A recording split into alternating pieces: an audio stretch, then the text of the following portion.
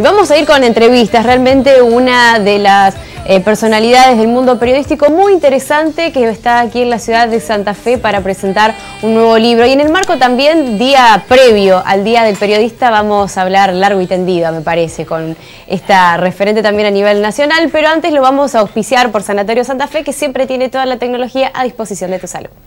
Incorporamos tecnología. Bloc quirúrgico integrado con 5 quirófanos, 2 salas de parto y equipamiento de última generación. Acreditamos calidad y seguridad en el cuidado de su salud. ITAES 2013-2017. Sanatorio Santa Fe, del Grupo Santa Fe. Más de 80 años brindando servicios de salud. La presentamos ahora sí, Sandra Russo con nosotros. Bienvenida, Sandra. Gracias, muchas gracias, muy amable. Bueno, un placer tenerte aquí en la ciudad de Santa Fe, la presentación de tu libro que va a ser hoy a las 20:30, Lo femenino, aproximaciones a las mujeres como enigma. Realmente muy auspicioso el título enigmático. Sí. Sí, yo creo que esa es la bajada del libro, pero que ancla muy bien el contenido. Son 5 ensayos y un cuento, ensayos sobre temas distintos, muy distintos entre sí, tanto como, qué sé yo, el juego en las tragamonedas, y de ahí paso a los chimpancés, a los primates, a los bonobos, o una historia muy fuerte de mi madre, o una historia de transexualidad. Digamos, son pliegues distintos de lo femenino, trabajados yo creo que con buena escritura, que es lo que a mí más me importa. Lo femenino, que en este último tiempo, bueno, ha tenido una notoriedad bastante importante, desafortunada, por supuesto, porque quizás se puso en el tapete de los medios de comunicación a partir de lo que han sido las diferentes movilizaciones, el Año Una Menos, la reivindicación de derechos, que quizás eso tenga un lado más positivo. ¿Cómo se ancla este libro dentro de este contexto a nivel nacional? Mira, en realidad la idea del libro a mí me bajó la ficha después de ir a la marcha de Ni Una Menos del 2015. Ahí empecé a pensar que tenía muchos apuntes ya tomados mentalmente sobre el tema de lo femenino y también una manera de romper el cliché ese que escuchamos tantas veces de yo no soy feminista, soy femenina, ¿no? En boca de mujeres que rechazan todavía el feminismo. Yo soy feminista y me interesa además sondear en temas de lo femenino que han quedado de alguna manera poco frecuentados, me parece, porque la literatura que hay en relación a lo femenino siempre es o muy de autoayuda, o muy ligera, o muy romántica, y bueno, y yo trabajo una cuerda que no es ninguna de esas, y tampoco es ni un libro de psicoanálisis, ni un libro estrictamente feminista. Entonces, salió en realidad de la marcha, y se ancla, creo que por las necesidades que tenemos todos y todas, de entender un poco más cuál sería la alternativa, ¿no? Si le estamos diciendo que no al patriarcado, si estamos tomando conciencia de que vivimos todavía en una cultura patriarcal, la idea es, bueno, ¿hacia dónde vamos? Si esto no nos hace felices ni a los hombres ni a las mujeres, porque yo estoy convencida de que el patriarcado hace infelices también a los varones, bueno, ¿para qué lado vamos? Hace unos días, Sandra, se conoció las declaraciones de una de las ministras de la Corte a nivel nacional que planteaba la justicia todavía es muy machista y además. ¿Cuánto crees que hacen las mujeres que están en la justicia para elaborar sobre esto? Y si hay de alguna manera algún resultado en estos años, se ha cambiado en algo la justicia, creo, una de las instituciones más patriarcales que tenemos. Sí, es una de las instituciones más patriarcales. Las instituciones en general son patriarcales, empezando por el matrimonio, que es una institución y es una institución patriarcal. Bueno, la Corte abrió hace unos años, ¿no?, a instancias de la jueza Hayton de Nolasco. Que fue la que hizo esta declaración. Bueno, también Carmen Argibay, que falleció, era una militante feminista, había sido presidenta de la Asociación de Mujeres Juezas. Hay digamos, enviones, pero todavía falta muchísimo. Hay muchas juezas todavía, muchas fiscales, muchas titulares de comisarías de la mujer que parecen que no están a la altura de las circunstancias, ¿no? Porque si no, no existirían las mujeres que van a hacer una denuncia y no son escuchadas, o que necesitan ir con huellas en el cuerpo para que sus palabras sean tomadas en serio. Esa es una parte. La otra parte, que yo creo que es el gran hueso y que antecede a todos los cambios institucionales, es el cambio cultural. La cultura está, nuestra cultura, y no me refiero a la cultura argentina solamente, ¿no?, sino a la cultura global en la que vivimos, está todavía muy tomada por por el patriarcado, hasta nuestra manera de hacer política también está muy tomada por el patriarcado. Hay infinidad de cuestiones que uno podría detallar.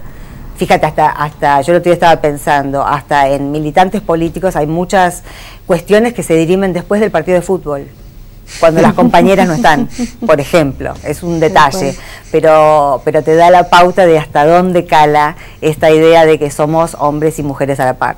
¿Por dónde se arranca para este cambio cultural? Sandra, ya vamos a tu pregunta, Héctor. Quiero anclarlo de eso porque se lo escucha en reiteradas ocasiones hablar, bueno, es necesario un cambio cultural, más allá de todos los ámbitos de prevención que el Estado debe brindar como herramienta. La justicia también debe garantizar el acceso a la continuidad de las causas y a una condena efectiva para los casos de violencia de género, pero ¿por dónde debe iniciarse ese cambio cultural? Y por muchos lugares, ¿no? Pero uno que digamos que es el que me está dando vueltas en la cabeza esta última semana que empezó Tinelli de nuevo, es preguntarme, por ejemplo, si cuántas de las mujeres que fueron a la marcha en la de Buenos Aires o en cualquier otro lugar del país donde haya habido concentraciones por ni una menos, es a la vez público de un programa como el de Tinelli, y hasta dónde esa misma mujer que cuestiona la violencia de género advierte que lo que está viendo, en algunos casos, ¿no? Porque cuando se trata de talento para bailar estamos todos de acuerdo. El problema es cuando no se trata del talento para bailar, sino de otros atributos que cosifican, que nos hacen creer que si tenemos más de 30 años, si no tenemos la cola exactamente como indica la cultura de masas, que la tenemos que tener, medio como que salimos de la cancha y ya no servimos para nada. Creo que eso es un núcleo cultural que hay que cambiar. ¿Cuáles son los atributos de las mujeres que la sociedad pone en valor? Si solamente el envase o también los contenidos. No, antes de la pregunta, reconozco a Sandra Russo como una genia de la crónica breve. Recuerdo sus sueltos de las 12 en la contratapa de los arquetipos memorables. No sé por qué dejaste de hacerlo. Se acabaron todos los arquetipos. De las 12, no, publiqué un libro con esos. ¿Publicaste un libro? Sí, publiqué un libro. Qué bueno. ¿Cuántos? 1500 caracteres resolvías la personalidad de un tipo, era increíble. Respecto a la justicia, al rol de las instituciones, no hace falta tampoco mucho presupuesto para el cambio cultural. Hace falta que la jueza se tome en realidad lo que yo denomino el factor humano. No es presupuesto. Claro, lo que la jueza, digamos, tenga una visión de que si llega una mujer prendida a fuego, quemada al 70%, como pasó acá, y dice y confiesa, entre muchas comillas, en la comisaría, fui yo, él no tiene nada que ver, y después la jueza haga suya esa declaración en sede policial.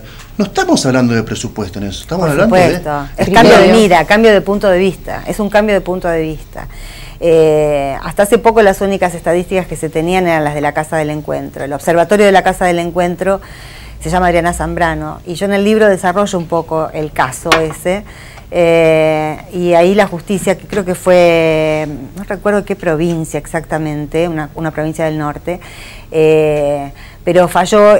Esta chica fue asesinada a golpes por su pareja, la dejó muerta con su beba al lado de la cama, y en ese caso la justicia falló que había sido un homicidio preterintencional. Es decir, si uno analiza ese caso, ese fallo, lo que te da es que castigar a la mujer es normal. El problema es que se excedió y la mató. Claro. Porque por eso es preterintencional. Porque supuestamente no tuvo intención de matar. Claro, según la interpretación judicial, solo no tuvo tenía intención de castigarla. La molió a palos, a golpes, pero no quiso matar. Solo tenía intención de castigarla, con lo cual las instituciones te están diciendo que los varones tienen derecho a castigar a sus mujeres. Bueno, además, la justicia para mí es la gran institución que hay que modificar culturalmente y técnicamente, además, porque hay ciertas aberraciones técnicas dentro de los expedientes que son aberrantes. De hecho, en la población penal de las cárceles de Santa Fe de mujeres, el 50% son mulas. Sí. Claro. Por 300 gramos, por 200 gramos, por esto, por aquello. El 50% de la población carcelaria de mujeres en Santa Fe son mulas, es decir, mujeres que necesitadas, pobrísimas, que por un mango te cruzan una frontera o te llevan de tal lugar a otro 300 gramos de droga. Y la justicia, que es machista, porque además se ensaña con el pobre, negro y desdentado, le baja 6 años y medio de prisión. Y me parece que falta ese relevamiento en general, no sé si coincidís, Sandra, en general a nivel país. Sí, claro. Evaluar la situación en las cárceles, la situación en la justicia, la situación en las comisarías que deben receptar las denuncias de mujeres Absolutamente, golpeadas. sí, coincido con vos plenamente. Y yo le agregaría a eso el eslabón de los medios. Porque también hay que recordar, por ejemplo, el caso de Wanda Tadei, que yo también en el libro desarrollo eso en un mini capítulo que se llama Vas a arder, los casos de las mujeres quemadas y el tratamiento de los medios que, digamos, han encontrado de alguna manera en la exhibición, por ejemplo, de la metodología de haber quemado, ¿no? La reconstrucción del crimen de Wanda Tadei fue pasado hasta el hartazgo y después eso despertó una ola de varones ardedores de sus mujeres, porque tenían el modus operandi a la vista, porque estaba exhibido en horario de vespertino y hombres y niños veían cómo se hace para quemar a una mujer. Entonces falta también esa actitud ética por parte de los medios de comunicación de informar hasta dónde y dónde detenerse para no mostrar y dar ideas. Hablando de los medios, hoy charlábamos en la radio de la mañana, me decías, te preguntaba por 678, había estado Cintia García hace unos días y me decía, estamos en una lista de personas prohibidas, las que integramos el programa. Estamos dando vuelta a la página. Sí, y me decías, pero 678 no, como que no lo tenés dentro de las cosas que te gustó mucho hacer, digamos, dentro del periodismo, de tus preferidas, o que tenías ciertos reparos con 678, y tal vez es sorprendente para quien lo pueda escuchar. Digo, por el tanque que fue 678. Tengo como, a ver, yo estoy muy orgullosa de haber participado en 678. La verdad fue si lo tuviera que volver a hacer, lo haría de nuevo. Pero de ahí a que tenga ganas de volver a hacerlo, hay una distancia. Pero porque yo soy grande, la verdad. La verdad, soy una persona grande, que hace mucho que produce sus propios contenidos. Es decir, yo dejé de producir mis propios contenidos en su momento para integrarme al staff de 678 y me pareció que está bien, tenía algo para aportar, un punto de vista que enriquecía el programa en su medida, en su humilde medida, digamos. Pero no es ese el formato que a mí me interesa, digamos, no es que me contraten para ir a la tele a analizar informes que hace otras personas. A mí me hubiese gustado más ser productora de los informes, por ejemplo, más que sentarme en el estudio a hablar. O tal vez me hubiese gustado hablar, pero sobre informes que hacía yo. Me molestaba mucho que la falta de política internacional en el programa. Y no es un detalle, porque yo creo que vivimos en una cultura global y que ninguna realidad nacional, ni la Argentina ni ninguna otra, se termina de entender si no entendemos algunas coordenadas globales. Pero bueno, no me daban bolilla. La cuestión de decisión de producción, claro. ¿Estuviste en desacuerdo con muchos de esos informes emitidos? Algunos sí, algunos me parecía que el tono no era demasiado burlón o muy agresivo. Pero bueno, son matices. De todas maneras, el balance que yo hago es absolutamente positivo. Digamos, la pregunta era, ¿extrañás mucho estar en 678? Extraño 678, me encantaría que estuviera al aire, por supuesto. Personalmente lo considero como una herramienta que tuvo un rol histórico, que va a ser recordado, no me cabe duda, en escuelas de periodismo, acá y en otros lugares del mundo, como ya lo está haciendo. Y que además nos trazó de alguna manera una disyuntiva sobre cómo tomarnos esta profesión, ¿no? Cómo, desde qué lugar de compromiso. Yo hace poco escribí una contratapa con una pregunta, ya cuando 678 no estaba al aire y no tenía que ver con 678, pero tenía que ver con las cosas que estamos viviendo ahora en este país, y preguntaba, bueno, ¿qué hace uno cuando ya se dio cuenta? ¿Qué hace uno cuando ya abrió los ojos?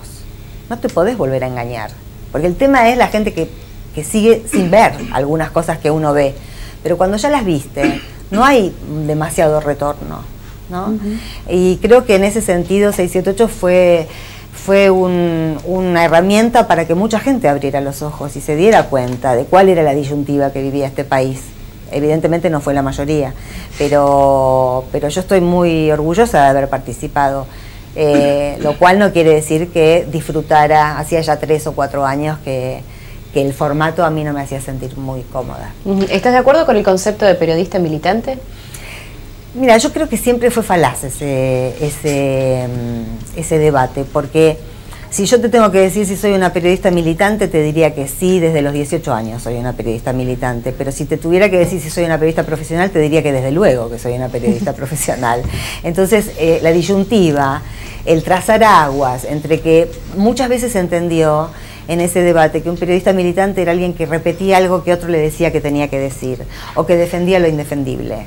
Y yo no me lo tomo así. Yo creo que un periodismo militante, o yo me considero una periodista militante porque para mí el sentido del periodismo es trabajar a favor de las causas que a mí me parecen justas. Si no fuera de esa manera me dedicaría a otra cosa. Ahora, profesionalismo, yo creo que a mí me sobra, digamos, tengo 40 años de trayectoria, entonces me molestaba que me robaran todo mi entrenamiento de tantas décadas y que me lo comiera una palabrita muy denostada, muy subvaluada, y que además se intentó hacer de entrada políticamente peligrosa, porque se intentó, y de hecho yo estaba incluida en un grupo de periodistas que hace 3 años el Grupo Clarín denunció penalmente por instigación a la violencia.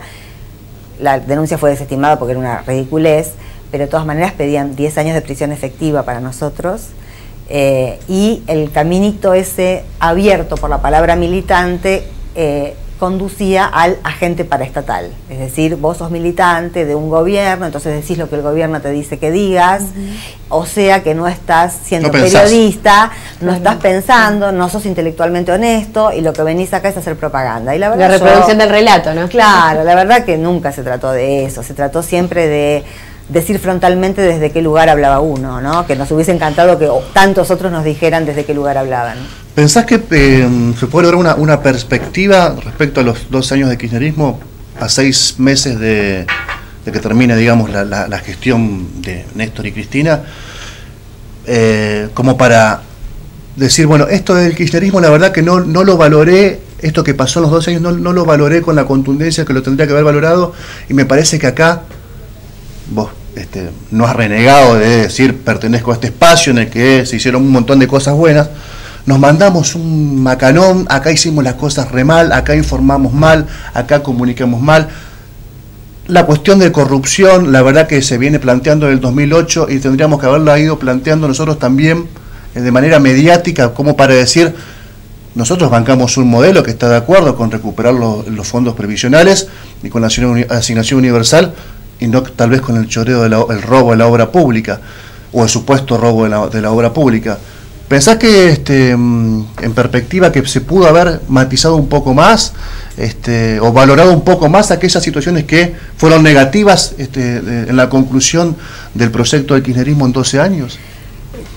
No entiendo muy bien la pregunta. Si yo valoro... si pensás que si hubo cosas de los 12 años que fueron negativas para el kirchnerismo, por su aplicación, o por su rebote, o por su contundencia, que en su momento no las trataron porque tal vez había que bancar todo lo otro que era muy bueno. Sí, en algún aspecto sí, no porque dé por sentado que hubo choreo, tampoco lo niego, pero no lo doy por sentado. Creo que sí estamos en este momento ante un escenario de gente que ha evadido sistemáticamente el pago de sus impuestos y están en este gobierno, que compraron dólar a futuro y están en este gobierno. Creo que el robo sistemático tiene más que ver con este gobierno que con el kirchnerismo, lo cual no quiere decir que el kirchnerismo esté integrado por ángeles, ¿no?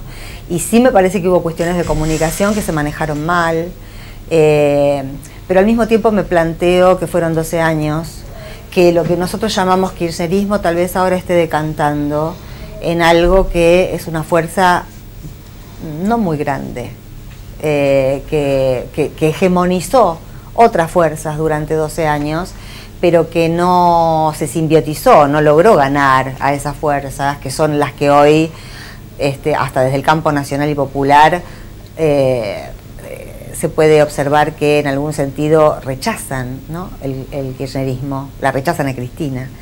Yo no cambié de idea, yo creo que Cristina es la líder, la conductora natural de un espacio. No me gusta borrar la palabra kirchnerismo porque creo que estamos en un proceso donde se trata de proscribir ese pensamiento.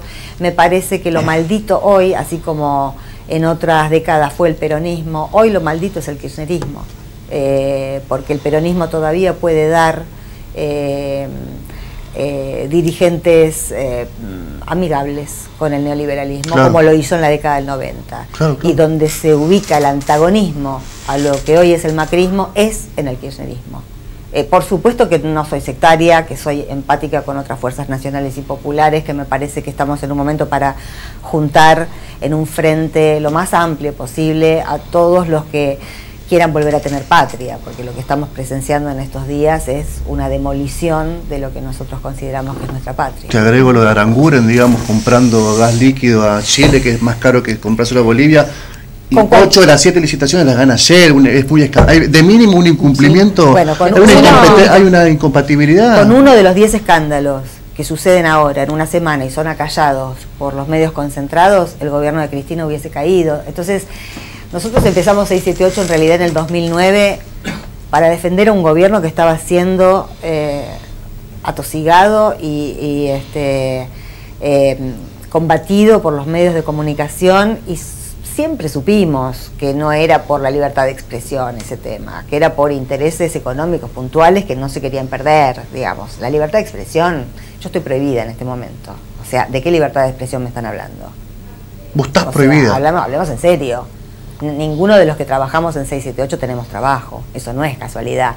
No es que la gente no nos quiere escuchar, no es que no tengamos público, no es que si un canal nos pone al aire no tengamos rating. Eso es porque hay una orden, no sé si escrita, no escrita, oral o no, o de la manera que fuere, que indica que el medio que nos ponga o nos contrate a nosotros no tiene pauta publicitaria. Esto es claro, y esto lo maneja Lombardi. Entonces no hay pluralismo en la Argentina. Y tampoco hay lugares donde decir esto, estoy prohibido, porque no le vas a ir a decir, a mí me echaron de Radio del Plata en febrero. Claro, eso. Y se supone que, yo escucho a mis compañeros de Radio del Plata, me parece que es un medio valioso, pero me echaron. Claro. Entonces yo soy una voz que ahí no puede estar, y si no puedo estar ahí y no puedo estar en los otros 2 medios que hay, quiere decir que me expulsan de los medios, y esto lo está haciendo el macrismo. Incluso, digo, todo me consta también, sí, en donde hay espacios que está Víctor Hugo Morales y demás, y no están compañeros de toda la vida de Víctor Hugo como Cintia García. Y no porque Víctor Hugo no quiera. Y no porque Víctor Hugo no quiera que esté. Sí. ¿Te imaginabas esta situación? No, la verdad que no. Yo pensé que iban a levantar 678, pero pensé que eran un poquito más democráticos de lo que son. La verdad que en estos meses, a mí lo que me irrita es el cinismo. Yo me bancaría una discusión con alguien que me diga, bueno, vos no vas a estar en los medios. Esto me lo gritaban en los shoppings, en los restaurantes durante 7 años. Yo salía a la calle y escuchaba, cuando se vaya el kirchnerismo vos no vas a laburar nunca más en tu vida. Eso lo escuchaba, pero yo pensaba de gente loca, porque no pueden ser tan obtusos de creer que porque yo pienso, porque soy kirchnerista, no porque pienso distinto, porque también está el pensar distinto. Bueno, ¿qué es el pensar distinto? Bueno, yo pienso distinto, soy kirchnerista. Por ser kirchnerista no vas a tener trabajo. Eso es ahí donde el Papa dice, esto me parece al 55, se parece al 55. Bueno, Sandra, mañana es el Día del Periodista. ¿Alguna reflexión que te surja en este contexto, más allá de todo? Una pregunta facilonga. Sí, facilonga, ¿no? Sí, más allá de todo que estuvimos hablando. No sé, yo creo que a pesar de todas estas cosas tan adversas, hay gente que sigue haciendo periodismo de la mejor manera que puede. Yo desde chica tuve claro que ser periodista es toda la vida ir haciéndose espacios en lugares donde más o menos podés decir lo que vos pensás. Siempre supe que los que trabajamos en los medios somos algo y los dueños de los medios son otra cosa. Nosotros, los trabajadores de prensa, no participamos de las ganancias de los medios y sí participamos muchas veces de las pérdidas. Y nada, estamos en un momento en el que los parámetros que yo aprendí cuando era chica cayeron. Hoy no se sabe distinguir demasiado una noticia de una operación. está en crisis, está muy en crisis, pero yo sigo creyendo que hay gente que... A mí me gusta mucho más hablar de comunicación que de periodismo, y comunicadores somos todos los ciudadanos, los que vivimos de esto, y los ciudadanos comunes y corrientes también comunican. Y me parece que, para terminar bien, digamos, un poco arriba... Un mensaje más esperanzador.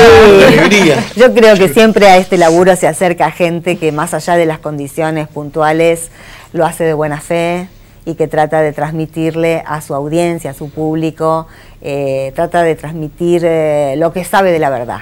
Eso es lo máximo que podemos hacer, transmitir lo que sabemos de la verdad.